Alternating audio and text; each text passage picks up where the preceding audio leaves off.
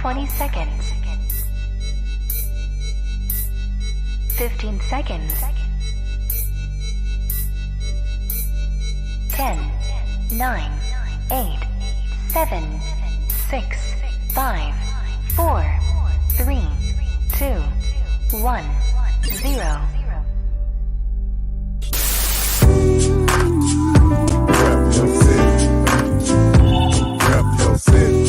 Okay. Rep your city. Let me see the mic. Rep your city. Give me the mic. Rep your city. I got you. Rep your city. I'm gonna tell you about mine. Rep your city. It's time for us to go live, so rep your city. I really would appreciate if y'all roll with me. Feeling this music cause it makes me wanna step. And if you don't want to, then you lying to yourself. Cause every time we party, we gon' have fun. I don't know about you, but I'ma rep where I'm from. Rep your city. Okay. Rep your city. Let me see the mic. Rep your city. Give me the mic. Rep your city.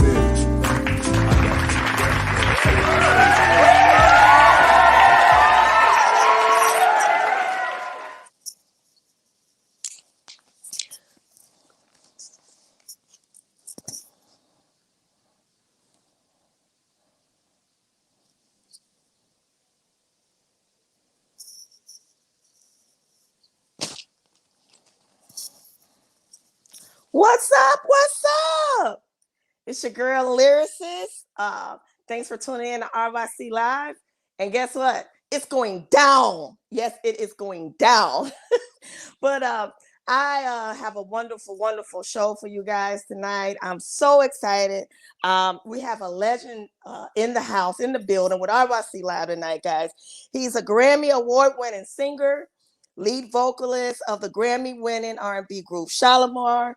He is known for having a plethora of classic hits within his arsenal. I'm talking about hits like Second Time Around, A Night to Remember, Make That Move. I can go on and on, amen. We can go on and on, but we only got 1 hour show. So without further delay, I bring to you on the RYC Live show, the legendary Mr. Howard Hewitt. Yay! What's up? How you doing? What's up? What's up? Can you hear me now? I can hear you clearly. Good. I got a little delay, but I'm good. You good? Okay, Yeah. well, good. We're gonna make it work. Yeah. So excited to have you. And again, my team, RYC Live team, and I really appreciate you coming on this platform and to give us some of that insight that you got going on, Howard. I can't wait. So to start off, how you doing? I'm doing great. I'm doing good. really good.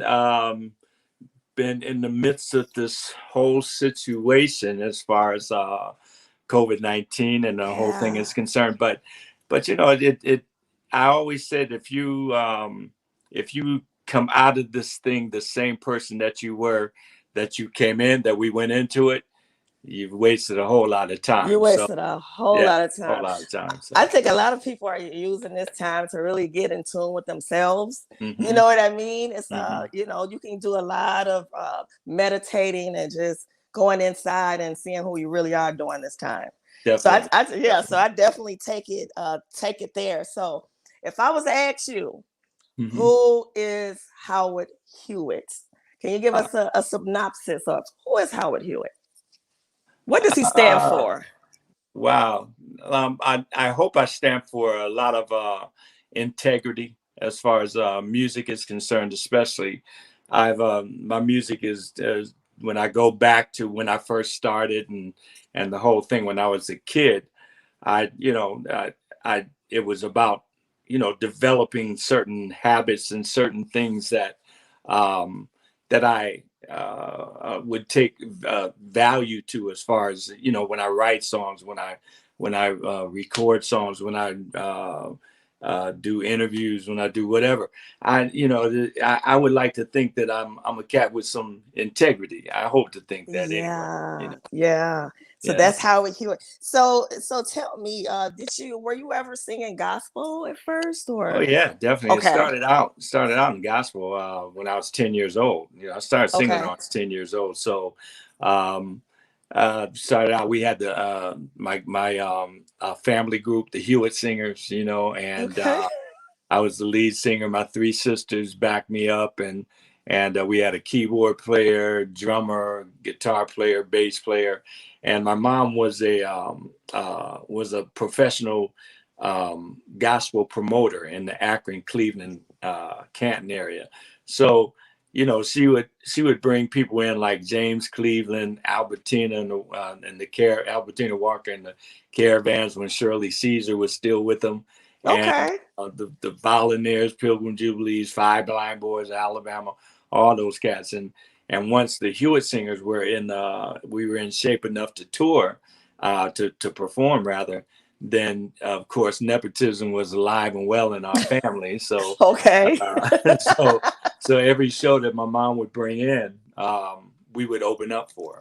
So we did that, you know, do the shows that she would bring in, and then in the summertime when we were out of school, we would hit like the Chitlin circuit up and down, gospel Chitlin circuit up and down the East Coast, Midwest, up through Wow. Canada and all that. So, you know, What? I did that from the time I was about 10 years old until I Oh, was wow. about 14 years old. Oh, wow. Yeah. I talk about longevity. So I read about something that you said, and I want to see if you recall it. You said, be ready and be prepared. Oh, yeah, definitely. Okay. I always talk about that because when I talk about even the Shalimar situation, because Okay. I started out, like I said, in gospel field, went from the time I was 10 to 14. I'm gonna do a little condensed version of this whole thing. 10 to 14. 14, I went into the R&B situation. I did that from 14 in Ohio and Akron. I had my band called Life. We spelled the Lyfe. So Life Jennings wasn't the first cat to do that. We were like, you know, back in the day, we were Lyfe, Life Band and Show. So I did that from the time 14 till I was 19, 20 years old. Okay. I came out here at 20, out to California at 20, and then helped put together a show group that eventually went overseas.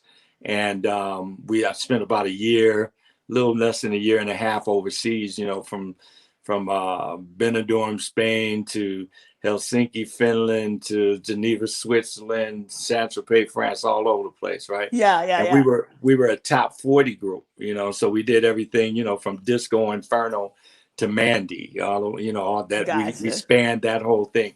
And so then when I came back we broke up, Beverly Hills, the name of the group was Beverly Hills. Beverly Hills. And we broke up in when we were in London, and came back home, and I was kicking around here for about 6 months, 7 months or so.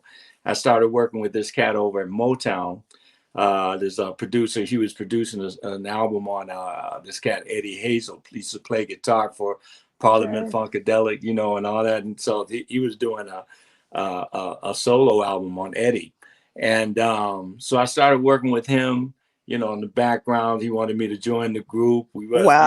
All that stuff. So we had worked for about 2 months, right? We were working in the studio, hitting it like about 2 months, 2.5, 3 months.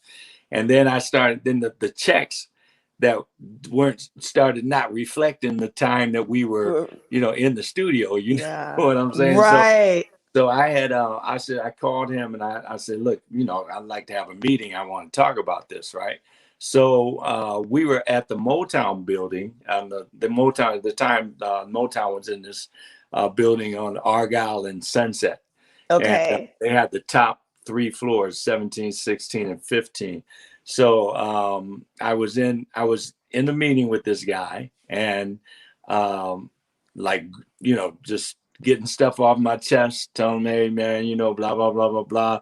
We used to call it the Motown runaround back in the day. You know? Right. So like I'm like, you know, telling him all this stuff, and then the phone rings, right? Okay. And his co-producer was in there too, and his co-producer answered the phone, and he looks at me, he says, it's for you, you know what I'm saying? And so I said, well, look, if it's my lady, you know, tell her I'll call her back, because she was the only one that I knew where I was. Right. And so he says, no, it's not a lady, it's a guy. Sounds like that's before cell phones and stuff, when you could hear the crackling on the phone and all that for long distance. He said, it sounds like it's long distance. And he said, it's not a lady, it's a guy. So I get on the phone, and it's Jeffrey Daniel from Shalimar, Okay. right? Okay. We Okay. had we had first met each other when I had put that show group together, and there was a place in LA called Mavericks Flats that everybody, all the Soul Train people used to come down, and the people that I put that group together with, that I eventually went overseas, they owned Mavericks Flats. So every time we had a Okay. show that we wanted to try out, we would perform it at Mavericks on Friday and Saturday at Mavericks. So that's where I first met Jeffrey and Jody before Shalimar even existed, right? So Right. like they were on the road in the middle of a promotional tour.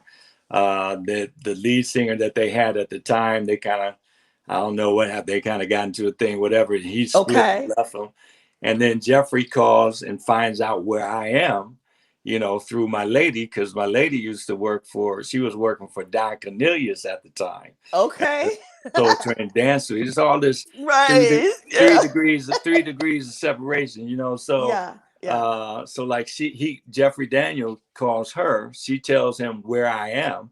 So he calls, he still won't tell me to this day how he got exactly to that office. Right. But he calls me, and he offers, at that point right then, he offered me, he said, look, we want to offer you an equal position in the group as lead singer, lead singer Shalimar. They had to take that to the bank out at that time. And Yeah. and so, like, I'm sitting there, and he goes through the thing, and he says, look, he says, you're at the Motown building, right? I said, yeah.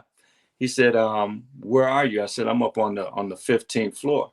He says, well, Dick Griffey and Solar Records, which was the record company that they were with at the time, says Solar Records offices are in that same building down on the 9th floor, right? What He a said, all you got coincidence.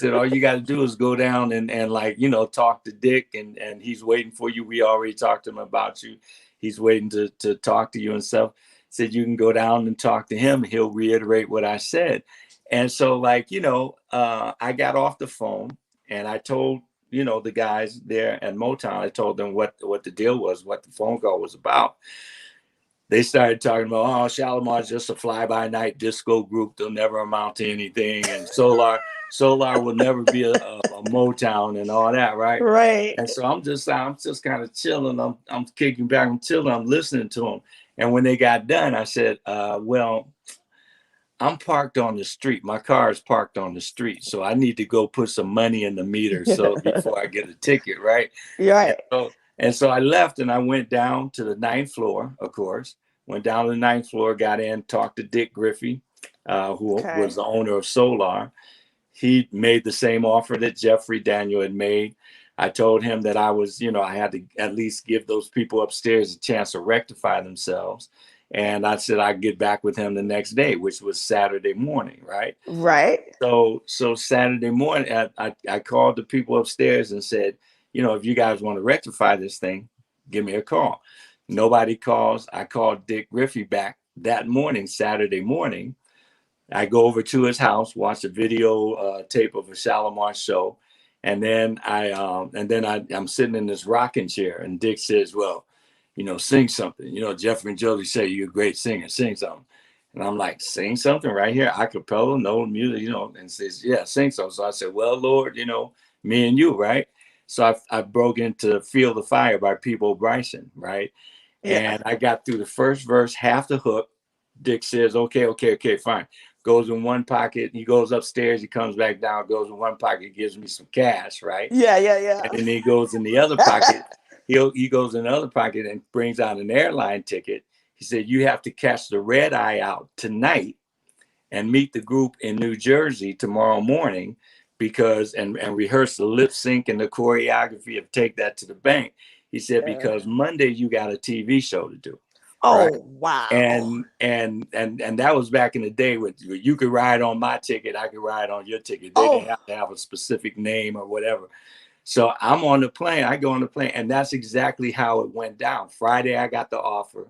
Saturday, I guess I did a little lightweight audition. Saturday night, I was on the plane to New Jersey, met them in New Jersey, rehearsed the lip sync choreography. Right.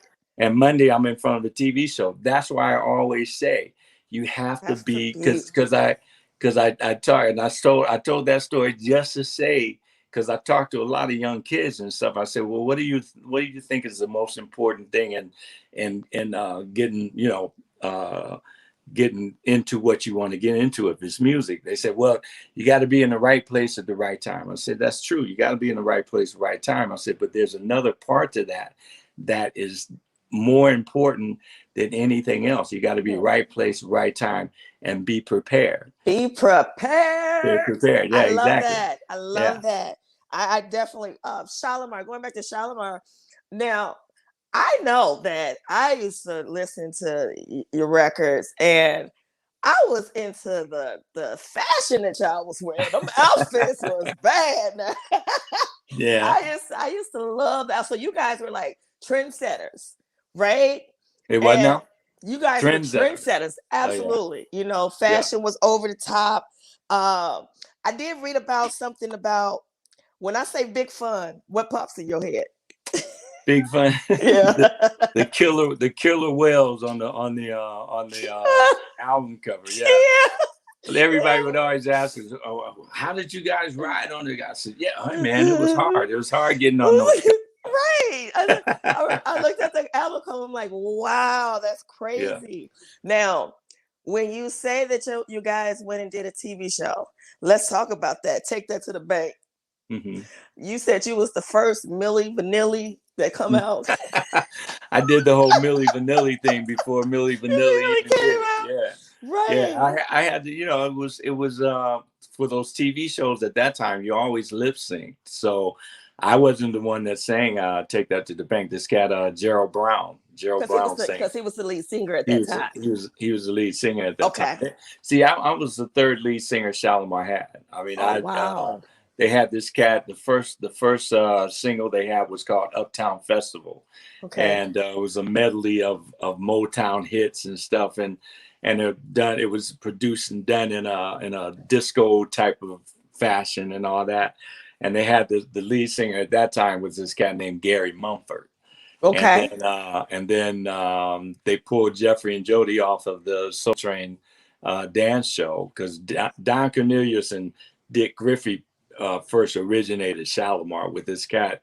The producer of this that medley, his name was Simone Susan or something like that. Gotcha. Okay. And so Dick Griffey, Don Cornelius pulled Jeffrey and Jody off of the Soul Train dance show, put them with Gary Mumford. They had that whole thing. Gary went, from what I understand, Went back to the church. You know what I mean? Okay. And then they brought Gerald Brown in, and then that's when they did Take That to the Bank, and then Gerald, they went through whatever they went through, and Gerald left them in the middle of this promotional tour. Wow. And they called me. They found out where I was, and then once I came in, that was when we had stuff like Second Time Around, Make That Move. Yeah.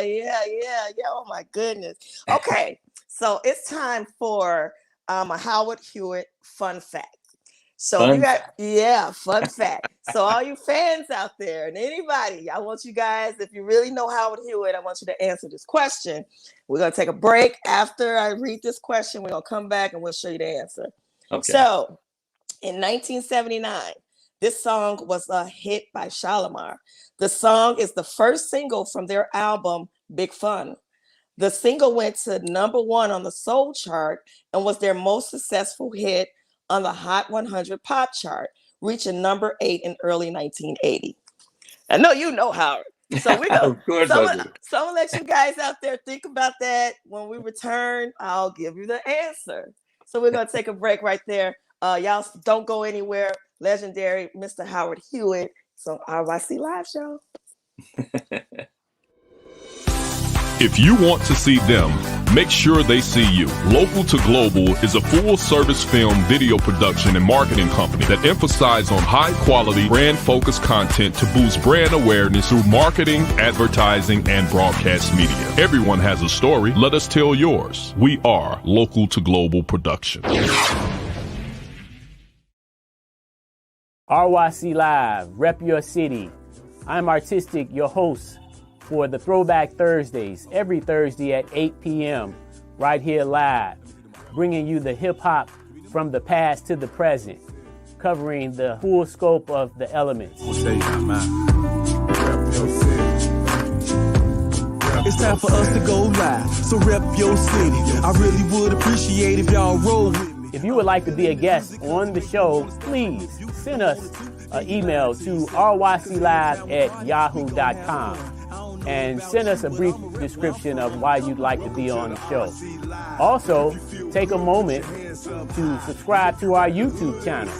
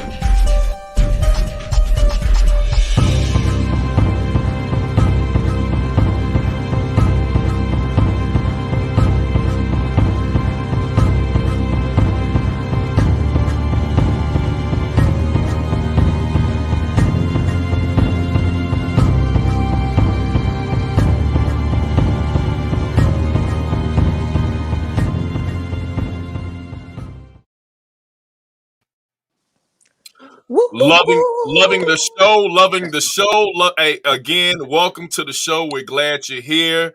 It's been a long time coming, and we definitely want you back. So I just wanted to pop in and pop out.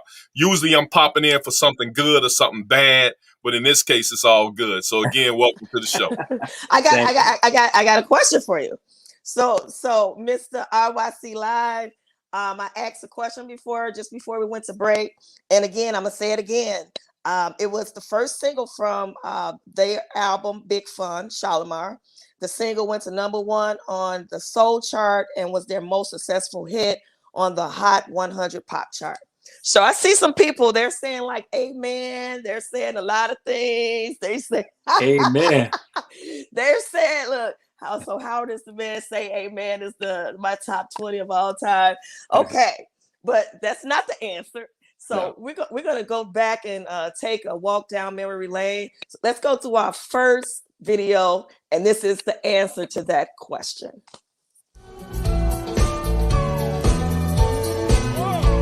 It's not like the first time, but what? Come on. I know you've come a long way, baby, but you don't need that heart of stone. No, let me. You prove that you can do it, baby.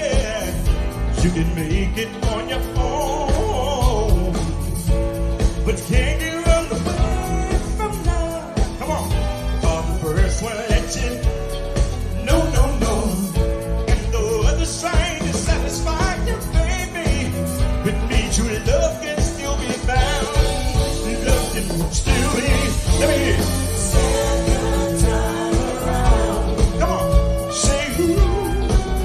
Second time is so much better, baby. Second time around. Hey, girl, and I'll make it better than the first time.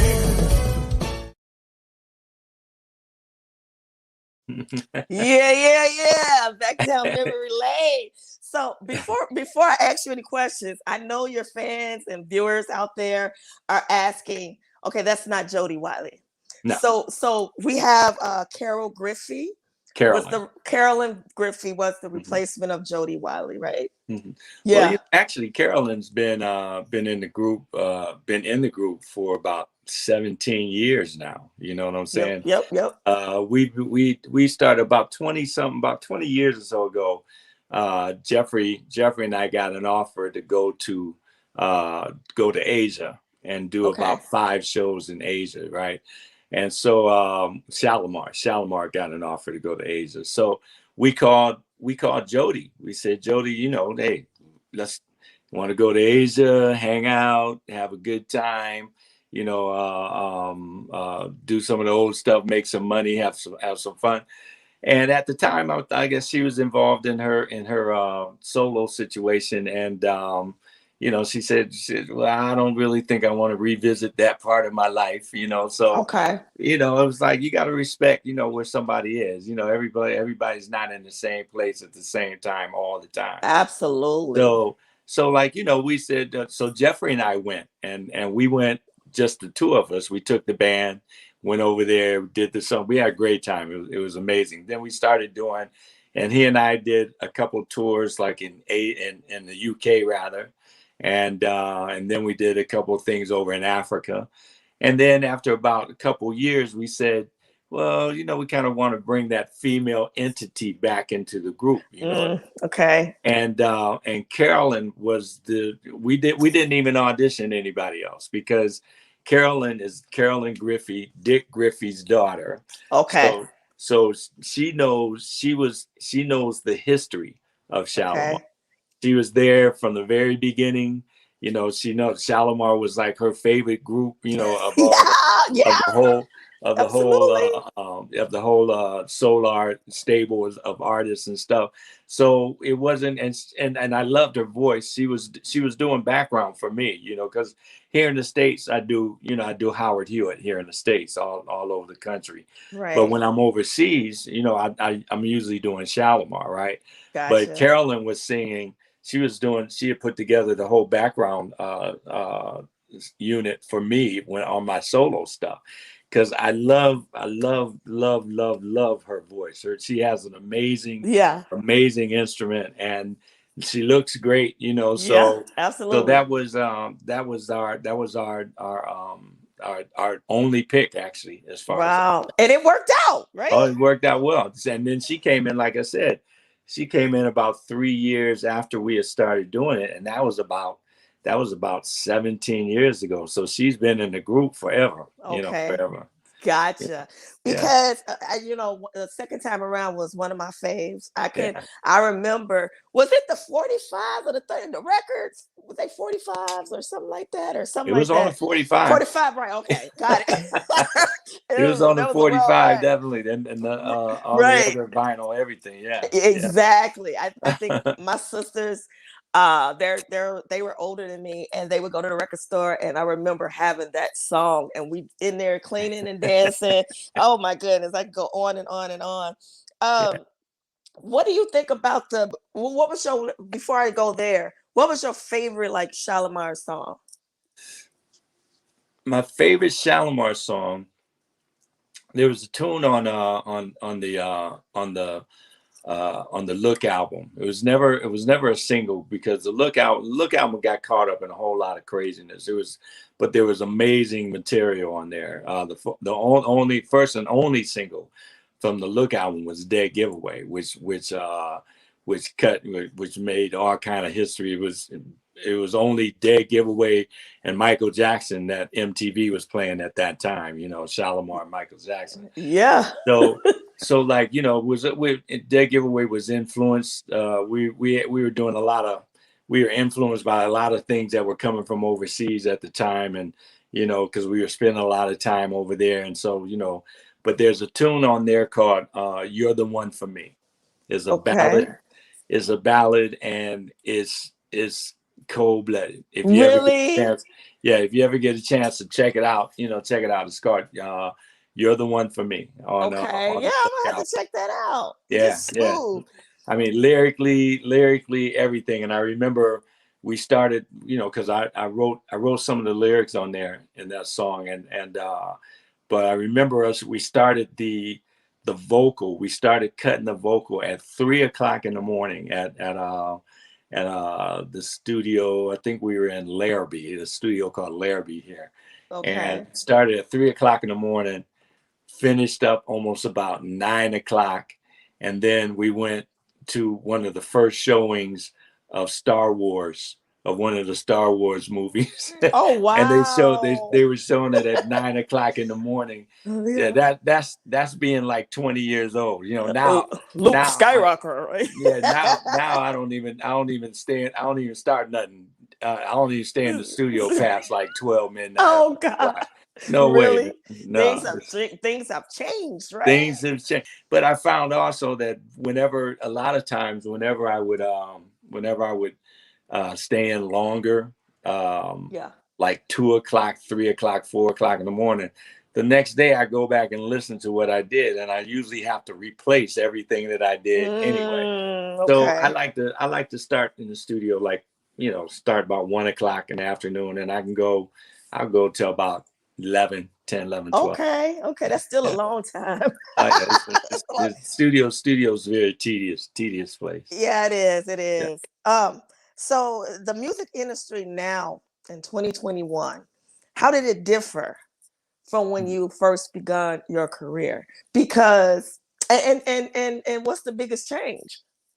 Well, it's a lot of things have changed. One of the things that changed that I think made it some of the things that go on in the business now is the technology. I mean, technology has made it, enabled people to come into technology has taken the bar way low as far as the whole certain situation is concerned. Oh yeah. And because anybody can jump in it. You can carve out a little niche like this little corner in my office right here, and it deals with all this, right? Yep. And I do recording and stuff. I do my recording here, got my mic, everything. But it's like you can there's some people that jump into the business that and it's not a put down, it's just a fact. They jump into the business, they shouldn't be jumping into the business. Okay. But I do say that there's some great stuff out there now, but you have to kind of sift through all the BS in order to get to it. Like Anderson Paak, love Anderson Paak stuff. Anderson Paak, great artists. Ro James, a bunch of female artists that are out there now that are amazing. Her. Yeah. I love her. I mean, she's the perfect example. Yeah. Of like just the talent, man. Yep. And like, so there's a lot of stuff. As far as the business is concerned, like I said, it's the things that have changed. I think are things that in business wise, anyway, makes it a lot better for the artist to have control of his or her career. So with social media, with and all that kind of stuff. So there's a lot of people complain about it, but I think that is something that's very cool. Yeah. Do you think that artists are now getting more acclimated in the business side of things, opposed to just focusing on solely being an artist? I think that you have to be able to find the happy medium between the two, because I heard an interview years ago from an artist. I'm not even going to say their name because I love their material, but one of the things that they said was that they said, well, I'm a businessman before the music. Well, you can't be a businessman before the music, because the music is what has brought you to the point, where you can be a businessman. And I remember back in the day on one end of the spectrum, when like cats would be like, well, don't talk to me about no business. I got a manager, an attorney, accountant, talk to them. Well, a lot of those cats are broke right now because they didn't pay attention. Yeah. And then you go to the other end of the spectrum, and like, I'm all about creativity or the Benjamins. I'm all about the business. I'm all about, it's about the business. Well, then their creativity is lacking, so you got to find somewhere in that middle right there where you can, because you have to take care of your business. You have to take care of your business. If I didn't take care of my business, when this pandemic came about, I would not have been able to survive this long if I hadn't taken care of my business. You know, so like you have to take care of your business, but you also have to take care of what brought you to the point where you can be a business person, which is the music. That's what it's all about. Yeah. So I mean, we heard many stories. I mean, I can go countless of stories. Take an example, TLC. They was making all those millions and millions, selling all these records, but they didn't have anything to show for it. And to see that they was getting, you know, they had videos that cost over $1 million. I think Waterfall was probably one. Now it seems like you can get a couple of videos for a few $100s now and go on there and you blew up. And see, the whole TLC situation was about. See, when it happened, I mean, it didn't surprise me because of the fact, you know, record company doesn't give you anything. They don't give you nothing. Right. Instead of advance. Yeah, everything that you know, videos. When you go in the studio, you want to be flossing, like they used to say, flossing, right? Yeah. And in the studio, and you like catering the whole studio and all that kind of stuff, and this and your wardrobe and all that. Everything is put on your expense sheet, you know, and so like, you know, and when you're recouping at excuse me, at a 10% recoupment rate, you're not going to pay all that money back. You're going to be in debt. Wow. And the way I looked at that whole situation was that whoever they had representing them wasn't representing them the right way. Not at all. As far as attorneys and stuff, because, you know, a record company's attorney's main job is to keep as much of the money on their side of the table as possible. Absolutely. So your attorney's main job has to be, you know, keeping as much of the money as possible on your side of the table. Yes. So like, you know, so that was just to me a matter of not, you know, being represented the right way. Bad representation. Bad representation. So today it's all about how many followers you have, how many likes you get. Yeah. What if you have great music? What advice would you give someone? They got great music, but they don't have a big following. They don't have a lot of likes. What would you tell that artist that does, you know, possess great music, but just don't know what to do with it?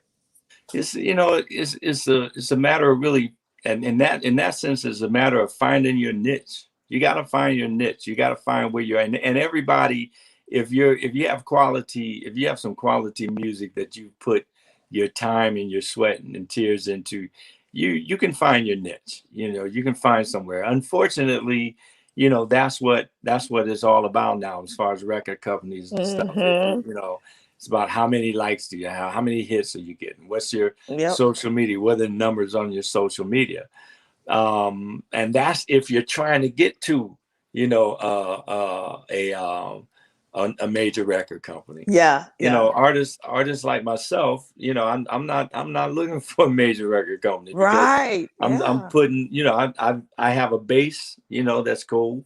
And as long as I stay, you know, and I cater to my base, but I'm an innovative artist also. I always want to, you know, try other things, you know, try other types of situations. So, you know, as it's about, you know, having a base also that is open-minded enough to kind of follow you. My followers, my fans, my base, they followed me through all kind of stuff throughout my career. Right. You know, but you got to find your niche. You know, and one of the things, if you're a younger artist and you're trying to get into a major record company or whatever, work on trying to get your numbers up. You know, work on trying to get the numbers up. That will show you. Go out for The Voice. I believe totally. I believe totally in these shows. I was like my daughter used to tell me, you know, when she first tried to turn me on to American Idol, the first season that it came on, she tried not for me to go on there, but for me to check it out, you know. And I'm like, I'm not gonna watch that, you know. These people, there's no way that these people can do what people have tried all their lives to do in 15 weeks, and all of a sudden they do it. But once I really started watching it and I watched the concept of it, it actually was a situation where they were doing something that had been lost in the record record business, which was, grooming artists. They were grooming the artists. Yeah, they yeah. were, the grooming them. Absolutely. Yeah, as far as like, stage presence, You choice definitely of, saw the growth. You saw the yeah, growth. and Yeah. you could see, and you saw every week. time, Yep. you in any time, even people that didn't win American Idol won as far as their careers were concerned, because Absolutely. just Jennifer Hudson. I mean, Yeah, definitely. I mean, now she's a multi-Grammy winning, Oscar winning, Emmy winning, artist. So yes, doing big things. So tell me, how would an artist, and say you'll give advice to an artist, how do you balance family and trying to be the best at your craft? How do you do that? Yeah. It seemed a little difficult. So you want to be the best at your craft, but you have a family. Yeah, that is difficult, because you have to be able to spend, and it has to be, the family understanding what the deal is, but there's a certain amount of time that you do have to spend on your craft, on your skills. I mean, at the time when I, when I came here, from Ohio, I was like 19, 20 years old. When I touched down at LAX, I had like $34 in my pocket, Right. and like, but I had no wife, I had no kids, I had no responsibilities. So, I was able to make my mistakes, hang out, do this, do that. And then, but still honing everything, and so that it could, I could create, thank God, he could bless me with a career of longevity in this business. Yeah. But it is difficult, but there's a way that you have to do it. The family has to be understanding. Yeah. That that understanding that there's something that you're doing, something that you're working towards. You have to be diligent in what you're doing also, as far as what you're working towards, because a lot of cats can get, ladies too, can get sidetracked in other stuff that really doesn't mean anything, so you gotta really be disciplined. It's way more it's discipline anyway, as far as like, working on your career, but you got to be way more disciplined, if you have a family, especially kids and stuff. Absolutely. Like that. Because once you have those kids, that's what, when I had my kids, when I first had my first daughter, it was like, wow, this is what this is about, but fortunately by that time I had already the foundation, and I'm a foundation person. I believe heavily in a foundation. I don't believe anything can stand last, right? Absolutely. So fortunately, by the time my first daughter was born, my foundation, from the time I was in Akron all the way up to, Beverly Hills and all that kind of stuff, and then started my recording career. So the foundation had already been basically kind of laid. So absolutely. Wow. Well, guess what, guys? It's time for another Howard Hewitt fun fact.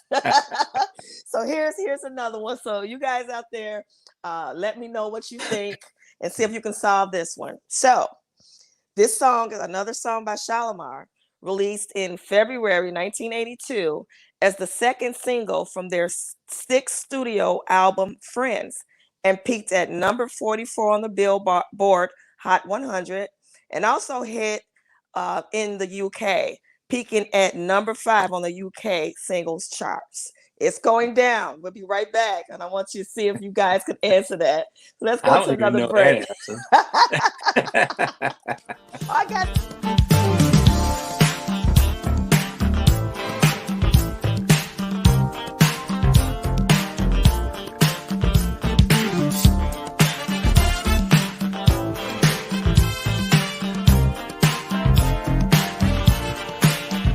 When you love someone, it's natural.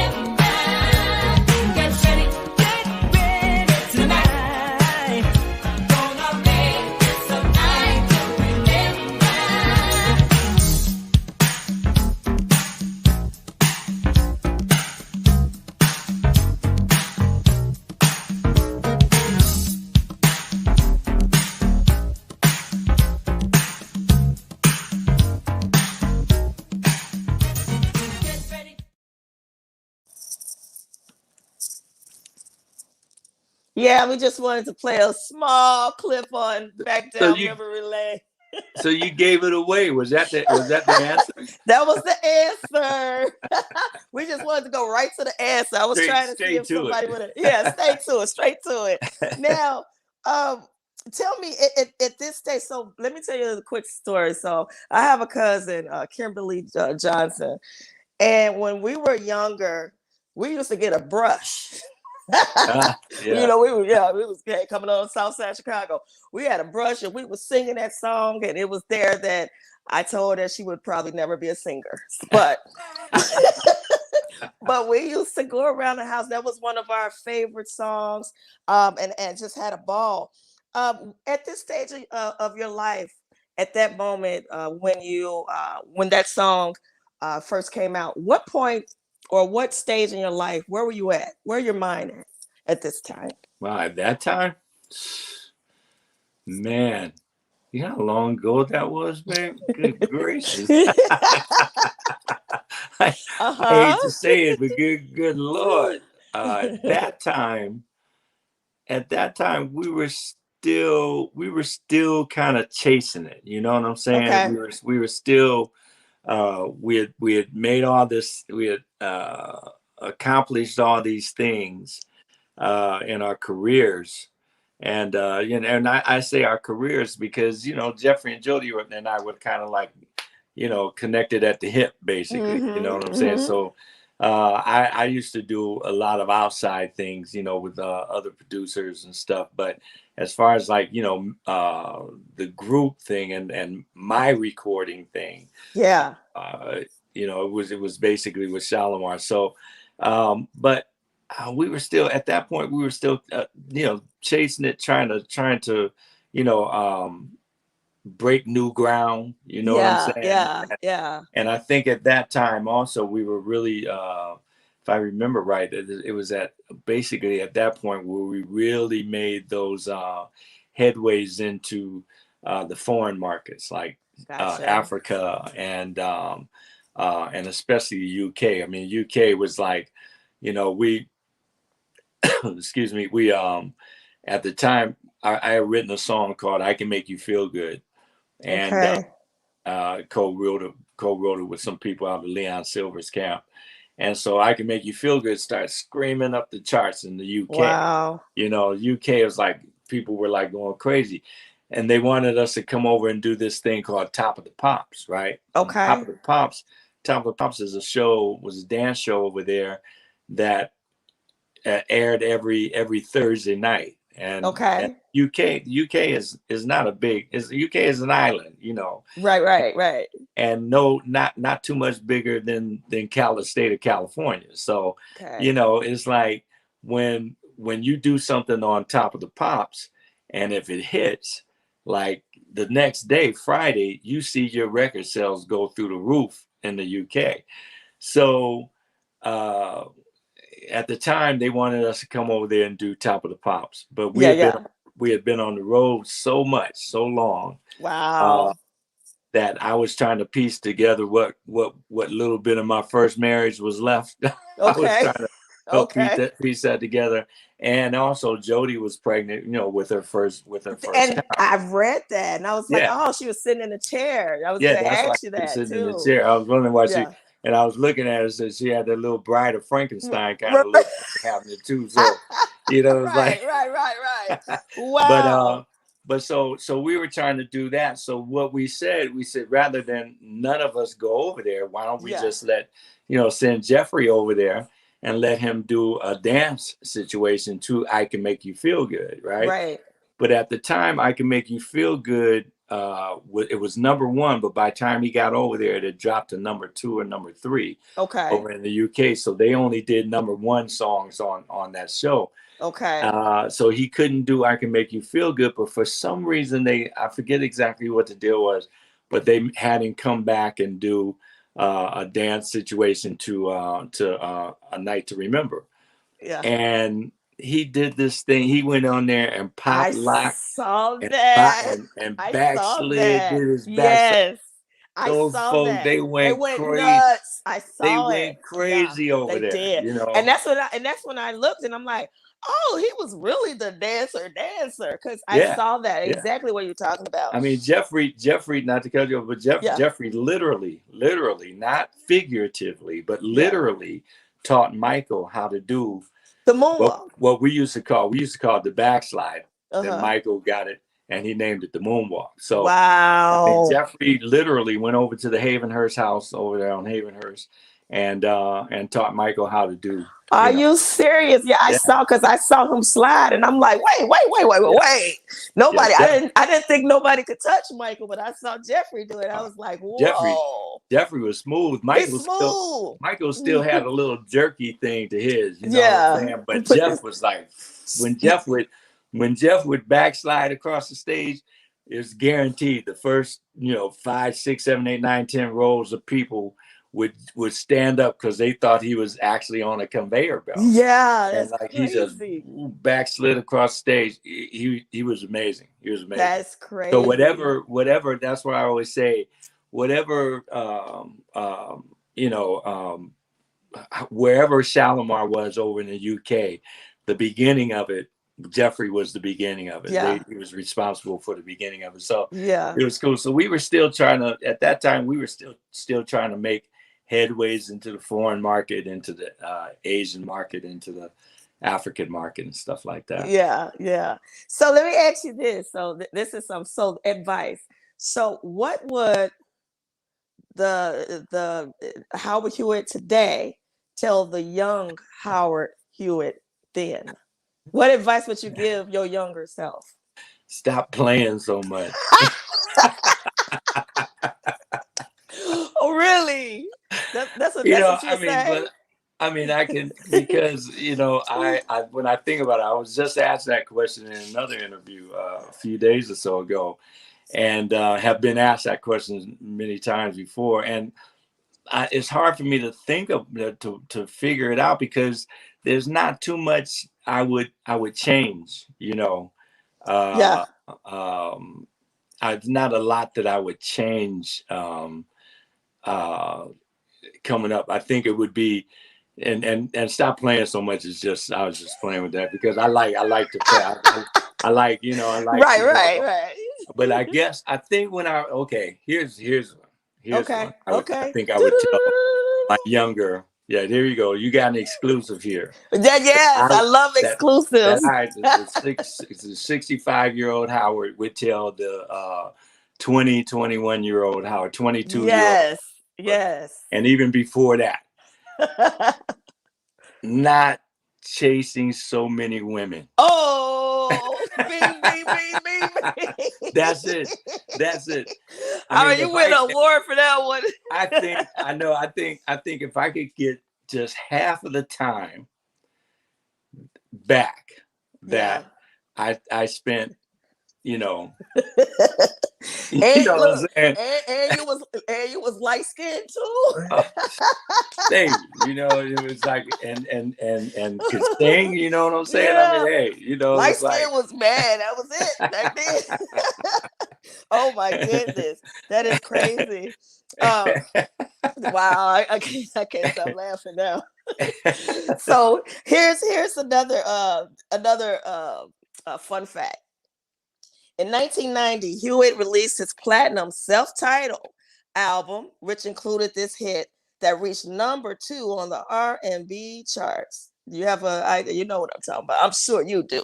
Well, the self-titled album gave it away. Gave it away. Right. But if we don't have anybody, I'm seeing if they pop it up here. If not, that was one of my favorite songs of yours. Debbie Ula, she's a pretty boy Howard. I hate it when people call me pretty boy. You pretty boy. Oh God! Oh, and handsome. And a lot. I'm doing handsome. Okay. Okay, you'll keep that one. But the answer to that, guys, was "Show Me." Yes. So now you're solo. Now you went solo by yourself, and you had a lot of success solo with the group. How did that make you feel? Because I mean, you had just as many hits solo as when you was in the club. Exactly. And it was always that was always kind of like the the mindset for me. You know, Okay. it wasn't so much leaving the group, you know, Yeah. but it was, you know, putting a solo album out. You know what I'm saying? I always wanted to do a solo project. I didn't, you know, it wasn't I didn't particularly have to leave the group in order to do that. Okay. But the way that things were put and the way that the positions that I was put in at that time, you know, I had to leave the group in order to do it because the record company wouldn't allow me to do it, you know, and still be a part of the group. But I mean, but Jeffrey and Jody had split first. They left the group first. And then at that time I wanted to do a solo situation, but you know, Dick Griffey said, well, you can either, you know, you got 3 more years left on this contract. You can either spend it in court trying to get out, or you can spend it doing nothing, or you know, or you can do another Shalimar album. So I hate court. I don't like court. I know to this day, court's like, you know, like shooting crap. You know, it's like you don't know, depending on what side the judge or the jury or whoever gets of the bed they get up on that day to determine how your case will go. So I never liked court. So I said I wasn't going to do that. I couldn't just sit around, you know, because I got to be busy.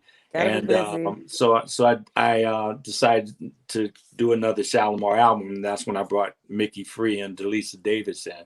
Okay. We found Delisa Davis in Tennessee, actually.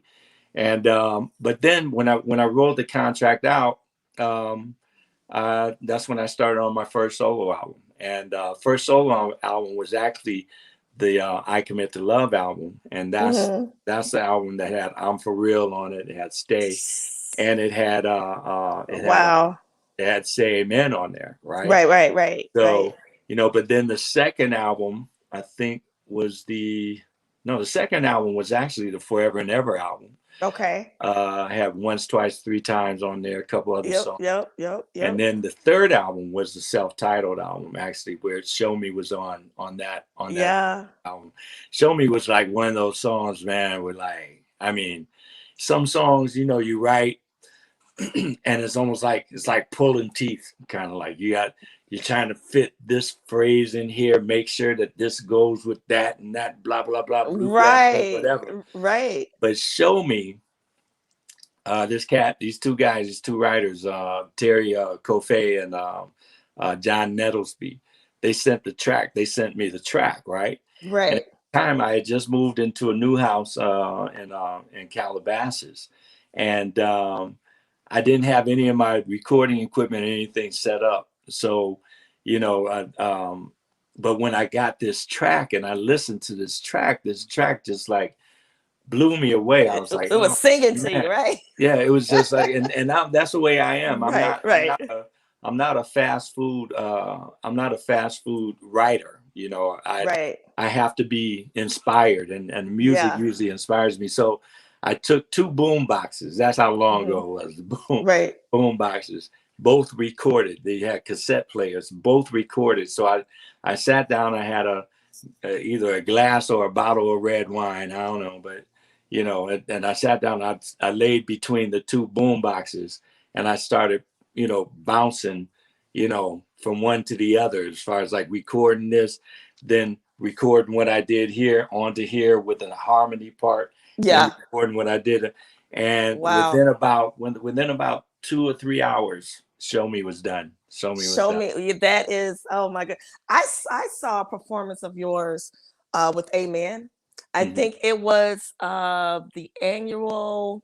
It was forgot what performance that was, but you can feel your whole heart was singing. Oh my goodness, it was. Your performance on there was insane. I mean, you could just feel it. It was coming through. Wow. It's just so talented. Just so talented. Same Men's a special song. I mean, there's so much, people talk about how it has, you know, inspired them, helped them through certain times. Yeah, absolutely. It's helped me through certain times too. So absolutely. So we got RYC Live. Mr. RYC Live has popped in the building. Howard, your story is similar to my story. like I've been over in the UK. I performed on Top of the Pops back in '89. Back in '89, I had a little song that I was featured on that really blew up over there. So I'm like, wow. And the two recorders, what you saying? Where you would record on one to play something like, and then you record like what I was doing the rap. So and then that's crazy. With all the girls, we got we got a similar story. Whatever. Where's But listen, what we're gonna do? We're gonna take a break. We're gonna go to a commercial break, and we'll be right back with some more Howard Hewitt. All right? Cool. All right. If you want to see them, make sure they see you. Local to Global is a full-service film video production and marketing company that emphasizes on high-quality, brand-focused content to boost brand awareness through marketing, advertising, and broadcast media. Everyone has a story. Let us tell yours. We are Local to Global Productions.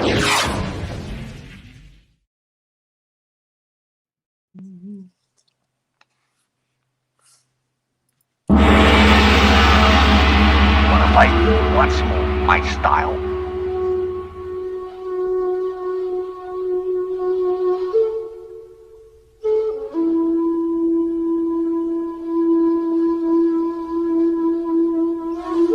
Fight me. We came here to battle. Bruce Lee in the mix, right here, RYC Live. Tell me, I did not just beat him. You're pretty good.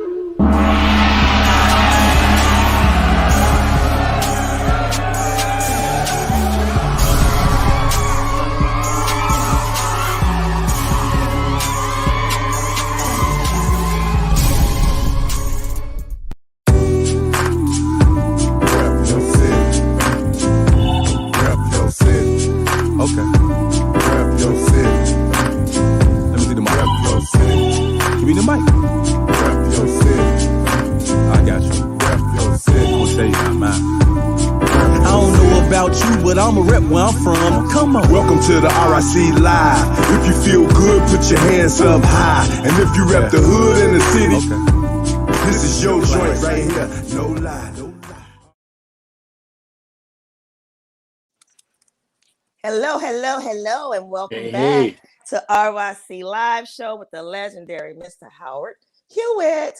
Now, Howard, do you know what is it? Kurt Clayton? Is he your music director? Oh yeah, Kurt, call him KC. KC, yeah. So a little behind the stories there. KC produced a song with myself. You know, I use hip hop, and Mysterious is from Puffy's one of Puffy's artists in Making the Band. KC, where are you? Shouts out to KC because that record was gonna be a hit.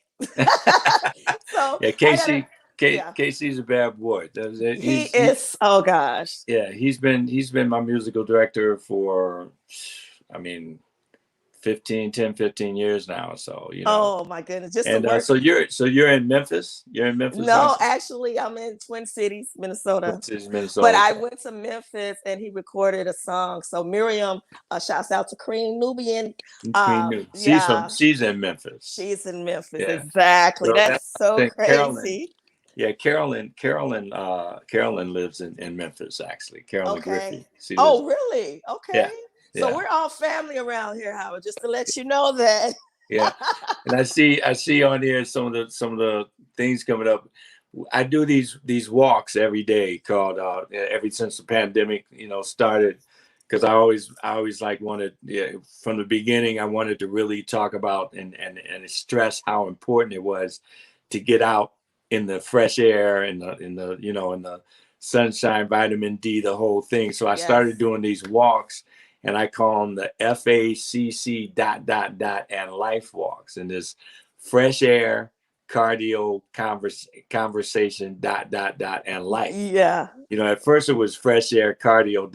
and life, but then I started talking my mess and stuff. So then I added conversation on there. But from that, there's some of the ladies on there. They formed this group called Howard's Girls. And I saw that come up here. And I was like, okay. Yeah. That's like Okay. Renee Jemison, Yeah. Debbie Ula, and I call it Debbie Reynolds Ula. You know. Oh, they definitely in the building. Shouts they out to in the Howard's house. I see them girls. on there. Shouts out to Howard's girls. Howard's girls. Oh my goodness. They have about three a little more than 300 on there now. Everybody can ask them. They can join up with Howard's girls. Oh, that's nice. That's nice. So I gotta ask you this. So for Howard Girls, for RYC Live team, did you enjoy yourself tonight? You asking me? Yeah. Oh yeah. I had a great time. I was saying because I've been typing also. Yeah. But you're a great host. You're a great thanks. host, Oh and you my goodness. ask you. great questions. That's the thing.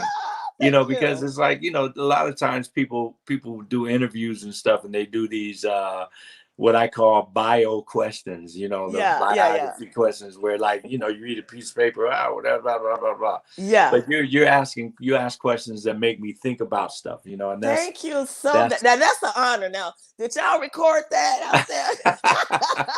and the time just flew by, and I had so much other stuff. So I'm gonna ask you two things. Okay. One, I want to bring you back because I hear that you're going to be working on your book. Yes. Okay.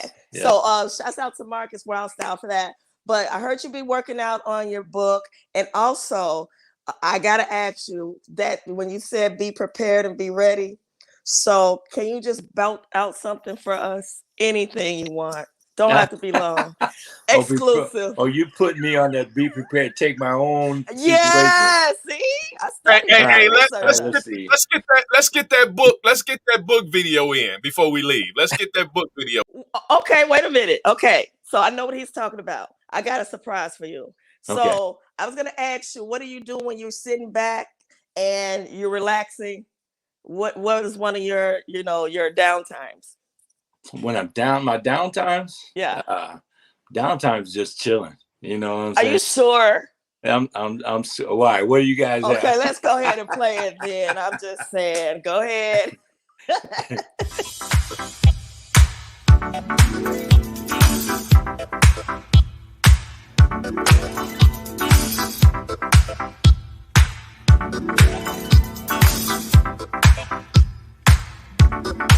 So what's up, everybody? It's Super Bowl Sunday. I haven't given my my prediction yet, but for a little bit of excitement, I'm gonna make my Super Bowl Sunday chicken wings. All right, air fry. So, of course, you gotta wash your hands these days, all the time. Not even just these days. Just imagine all the people that didn't wash their hands often. That's nasty.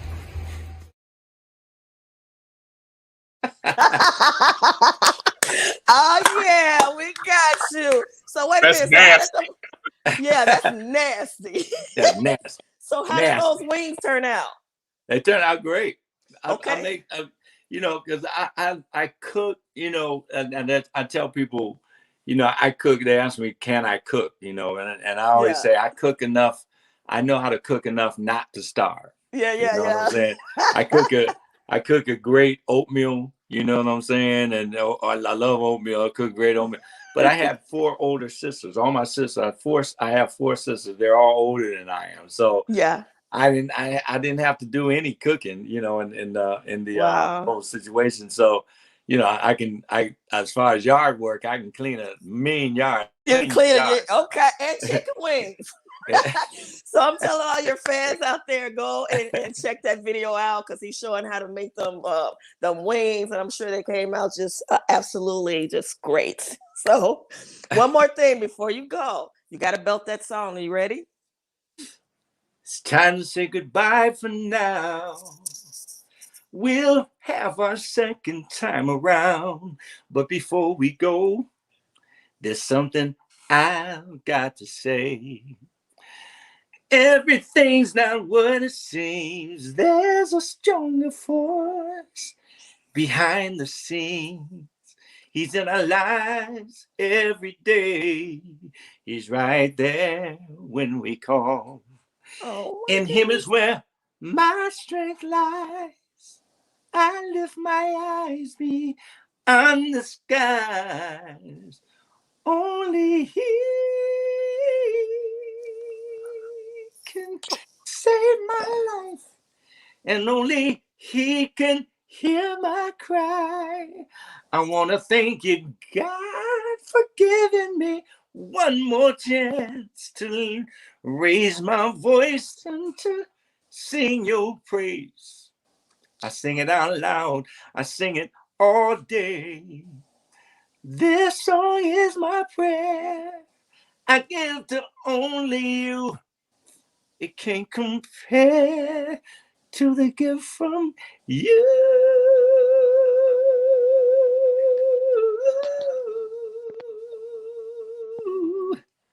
oh And now my I goodness. say, amen.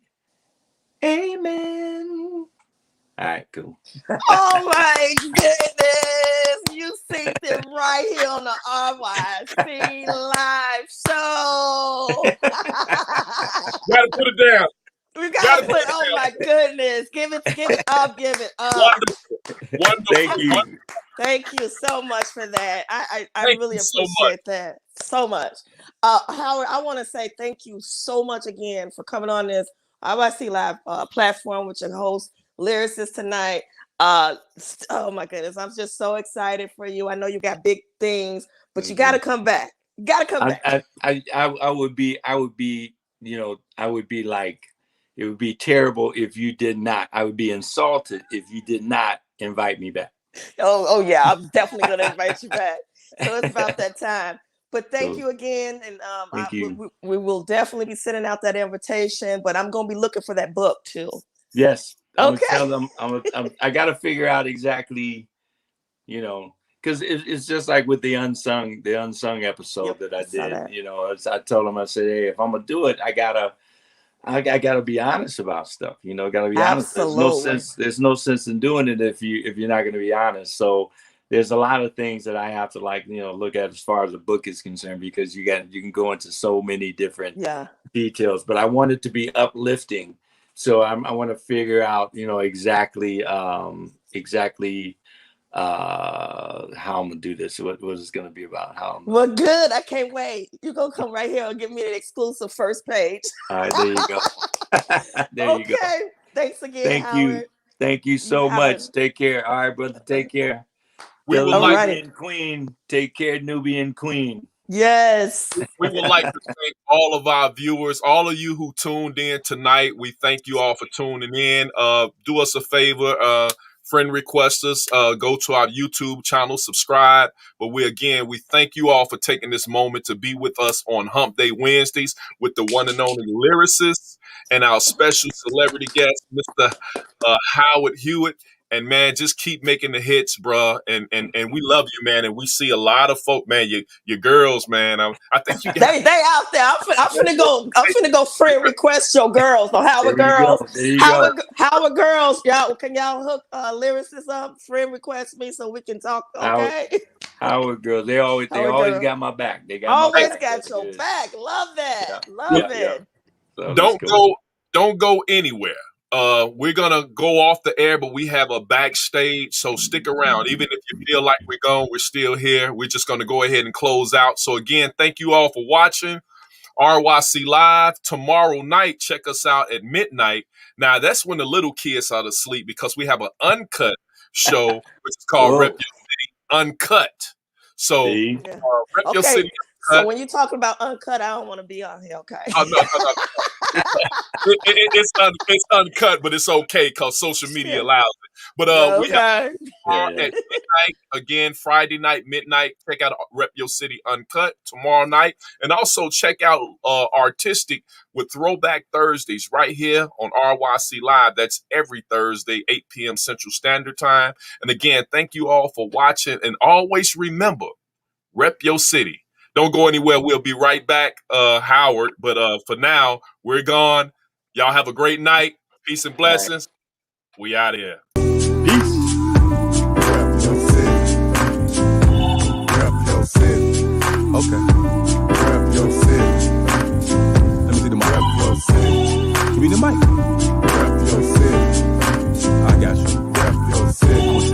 Rep your city. Rep your city. Rep your city.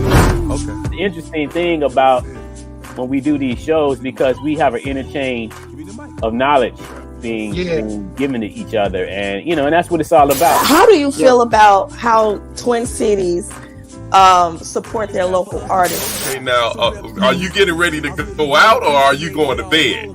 No, this is for y'all. I did all of this for y'all. I did all of this for y'all. I got cute for y'all. This is an uncut interview, so I figured I would be kind of sexy in my little robe, feeling myself. To the RYC live. If you feel good, put your hands up high. And if you rep the hood in the city, this is your joint right here. No lie, no lie. Welcome to the RYC live. If you feel